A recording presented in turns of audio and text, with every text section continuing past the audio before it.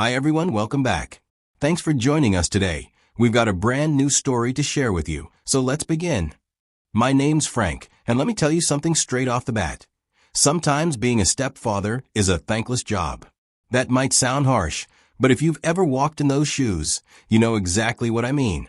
You give your time, your energy, your money, your love, and sometimes it just doesn't come back the way you hoped. You try to fill a space that was left by someone else, thinking that love and consistency will be enough. But sometimes it isn't. I came to this realization on Christmas night, right there at the dinner table, surrounded by family. That's when I got up and made decisions that would shock everyone at that table.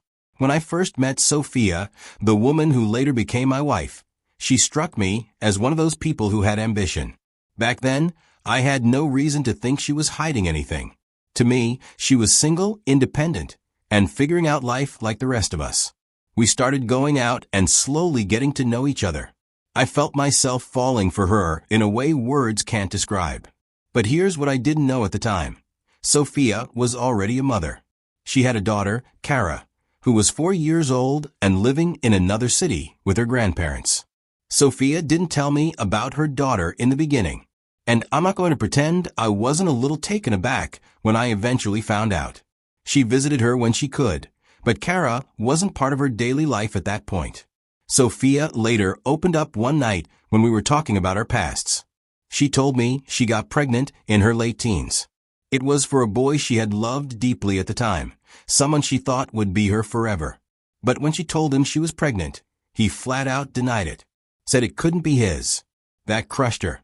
Eventually, he came around and accepted that Kara was his child, but by then, Sophia had already seen too much. The guy was always in and out of trouble. Nothing about him screamed, responsible father. She said she didn't want that kind of man near her daughter. Not if she could help it. I sat there listening to her story, and honestly, I didn't see her as a woman with baggage. I saw her as someone who had survived something hard. Her story made me feel something deeper, not just for her, but for her daughter, too. I told her that night that if this was going to be serious between us, then I wouldn't just be with her. I'd be stepping into the role of someone who's there for Kara, too. I meant that. Looking back, I didn't fully understand what it would mean to take in someone else's child as your own, but I made that choice because I loved Sophia, and I believed that a child born out of a hard story deserved a soft landing in life. I accepted her. I accepted Kara. And in my heart, that meant something. I just didn't know yet what it would eventually cost me. After Sophia and I got married, I asked for Kara, her daughter, to be with us, under the same roof. Sophia thought about it and agreed. So we made arrangements, and Kara came to live with us permanently. Those early days were good. At that point, Kara was our only child, and I genuinely poured myself into fatherhood. I knew I didn't share her blood, but that never mattered to me. From the moment she started living with us, I treated her like she was mine. I wanted her to feel safe, loved, and chosen. 2 years later, Sophia and I had a child together, Kara's younger sister. You'd think that might change the dynamics, but I made a very conscious decision that it wouldn't. From the very start, I was intentional about one thing. Both girls would get equal love from me.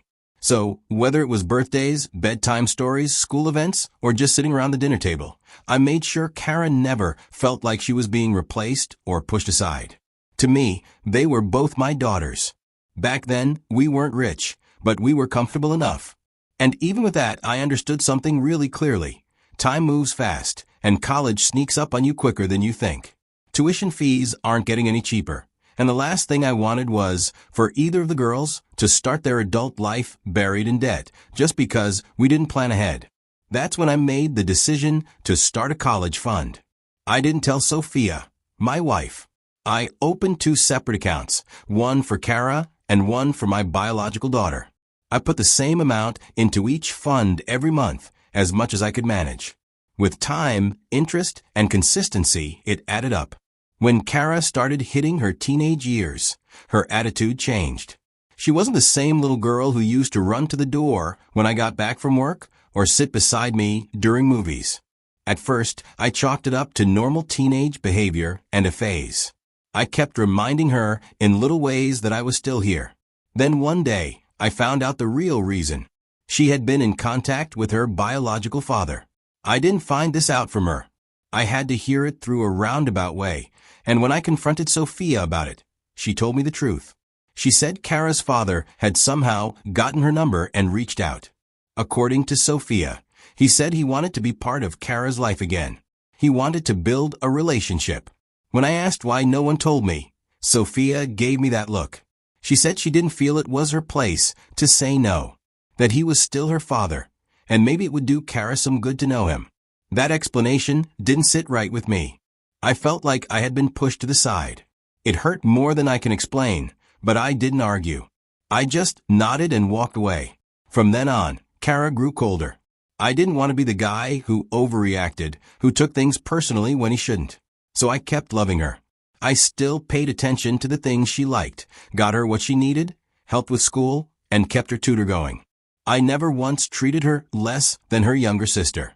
I kept believing that one day she'd see I was still the same man who opened his heart to her all those years ago, before she even knew what the word dad was supposed to feel like. For Kara's 17th birthday, I spent weeks thinking about the right gift. And after weighing the options, I decided to buy her a brand new Honda Civic.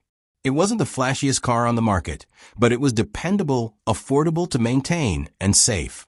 I figure it was the perfect first car for a teenager heading off to college soon. I even picked a sleek silver color, paid for the insurance in advance, and got her name put on it properly. But the second she saw the car, her face dropped. No, thank you.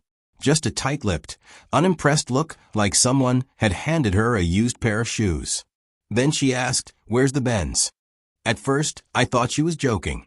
But she was dead serious. See, months before her birthday, she had pointed out a Mercedes-Benz GLC 300 on her phone and casually said that was her dream car. But I never imagined she'd expect me to buy her a luxury vehicle, especially not at 17. I calmly explained to her that a Mercedes was not only expensive to buy, but also costly to maintain, insure, and repair. The Civic, on the other hand, was known for reliability. It would last her years without breaking the bank. I even told her I had test-driven it myself and made sure it was comfortable and fuel-efficient. But none of that mattered to her. From that day on, she carried that moment like a grudge. No matter what I did after, it always came back to that car. I brought it up with her mother, Sophia, hoping she'd see how the disrespect was growing. I told her the reaction to the gift really hurt me. Sophia just shrugged and said, "She's a teenager. Don't let it worry you." But it did worry me. And no matter how many other things I did for her, she never let it go. As she began keeping late nights, I tried to talk to her seriously about staying out late because I was just concerned. I told her, "Hey, I know you're getting older, but please let us know where you are. It's not safe out there at night." But she looked at me like I was overreacting and said, "You're always trying to control my life." Then she walked out. Another day, I brought up how she was following and hanging around a group of guys who had a reputation. I just said, "Be careful with who you associate with. Not everyone has good intentions." She didn't take it as a concern. Instead, she hit me with, "Why do you even care? You're not even my real father." That one hit different. That sentence felt like it stripped me of every moment I'd ever shared with her. But even that wasn't the worst of it. There was one night I'll never forget, during a small argument here and there. This time, she had lied about where she was and came home well past midnight. When I confronted her, she looked me dead in the eyes and said, "Even my real father doesn't act all-knowing like you do. You're doing a little too much for a stepfather." That sentence cracked something deep in me. In that moment, I was just a stepfather trying too hard. And Sophia, her mother, did nothing. She just stood there. She didn't tell Kara she was out of line. That silence said more than any insult ever could. It was the first time I realized I was fighting for a family alone. Time really flew, and Kara went off to college. Despite everything that had happened over the years, a part of me still held on to hope that a little distance would give her time to reflect. I didn't stop caring about her just because she started acting like I didn't matter. That's not how I'm wired. When Christmas rolled around and she came back home for the holidays, I saw it as an opportunity. I remember she had casually mentioned this designer bag once, just in passing. So I tracked it down, bought it, and wrapped it carefully. Not just the bag. I also wrote a card from me to her. I signed it, Dad. Because, despite everything, I still wanted to be that for her. I thought this small gesture could spark something. I was wrong. Dinner that night started off like any other holiday meal. The food was great, everyone was relaxed, and for a while, it felt like things were okay. We laughed. We passed dishes around the table. It almost felt like the old days before everything got complicated. Then her aunt, Sophia's younger sister, smiled and said, "These girls are lucky to have such a great dad." Now, I didn't expect anything, but what came next knocked the breath out of me. Kara let out this loud, dismissive snort. Didn't even look up from her plate. And then she said it. "Some people aren't worth calling dad." The room went dead silent. I felt this pressure in my chest, like someone had just jabbed a knife between my ribs and twisted it slowly. Sophia looked down like she wanted the floor to swallow her whole. Our younger daughter looked from me to her sister, clearly confused. That was the moment I realized that all my effort I spent being there for her, like a real father, never mattered to her. I just smiled. Then I got up slowly from the table. I walked over to the Christmas tree, picked up the gift I had bought her, and tucked it under my arm. And then I looked her in the eyes and said calmly, "Don't touch any of the gifts I gave you over the years, including the car." I added, "And I just canceled your college fund. Good luck." Then I turned around and walked away. She thought I was bluffing, but I wasn't. That night, after the Christmas dinner blow-up, I went back to my bedroom and logged into Kara's college fund, and I redirected every single dollar, all $120,000, into the fund I had for my younger daughter instead. After that, I blocked Kara on everything. Not because I wanted to be petty, but because I had nothing left to say. If she ever needed answers, she could talk to her mother.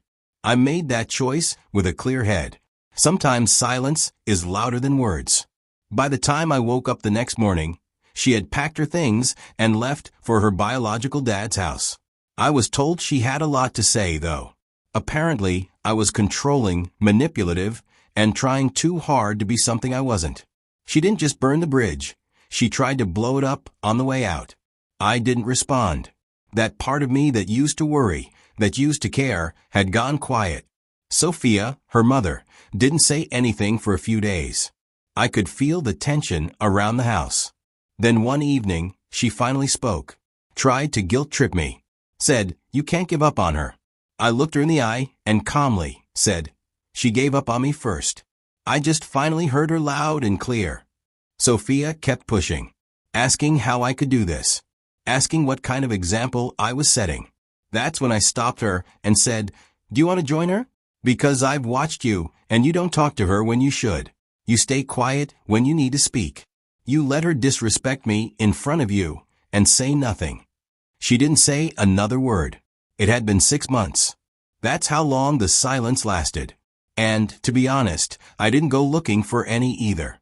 Then one quiet afternoon, I was sitting in the living room when my little girl came up to me, hesitating, like she'd been thinking about what to say for a while.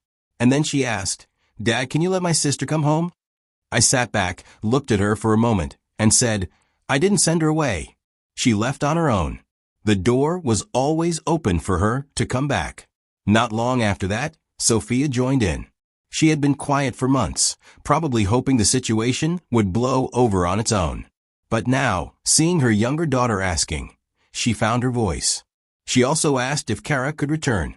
I looked at her and gave her the same response I gave our daughter. "She can stay here. But I'm done being her father." A few days later, Kara showed up at the house. She looked different, not in appearance, but in presence. She asked to talk, and when I agreed, she sat down in front of me, looking like she was carrying months of regret on her back. She apologized, told me she had tried to call, said she messaged me on every platform she could find, but she realized I had blocked her everywhere. And yes, I had. I let her speak as she cried and admitted she made a mistake. I didn't flinch. I wasn't about to open myself up to that again. I looked at her calmly and said, "You can stay, but I won't be responsible for you." She burned that bridge. Then I added, And if you disrespect me again, you'll be gone for good." She didn't argue, didn't talk back. She just nodded. And in that moment, she probably realized the difference between someone who chose to love her and someone who simply shared her DNA. Eventually, I found out that life with her dad wasn't what she thought it would be. It wasn't a fairy tale she must have imagined when she kept comparing everything I did with what she thought her real father would have done better. The truth is, the man couldn't provide the kind of structure, support, or comfort I had worked so hard to give her. He didn't have the means. And to make things worse, his wife saw her as an extra mouth to feed and an inconvenience. I was told she constantly nagged Kara, reminding her that she was a burden to their already stretched household. Imagine going from a room of your own, a car, and someone trying his hardest to be present, to being treated like you're in the way. I never rubbed it in her face, but I did overhear her once. She was on the phone, probably talking to a friend, and she didn't know I was nearby. I'll never forget what she said. Her voice was low but tired, and she just muttered, "I saw hell over there." That's when I finally understood she had lived the reality she thought she wanted, and it didn't come close to what I had tried to give her. And now here we are, months later.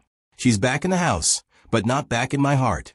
I still feel pain, and I'm still firm in my decision. I haven't given her back any of the things I took. Some lines, once crossed, just don't fade back into nothing. Could that change someday? Maybe. I'm not going to pretend I'm made of stone. She'll have to build her future without them, at least for now. But I'm curious. I'd genuinely like to hear your thoughts. What would you have done? Have you ever been in a situation like this? Maybe not exactly, but something close? Drop your opinion or share your experience in the comments. I read every one. Let's talk about it.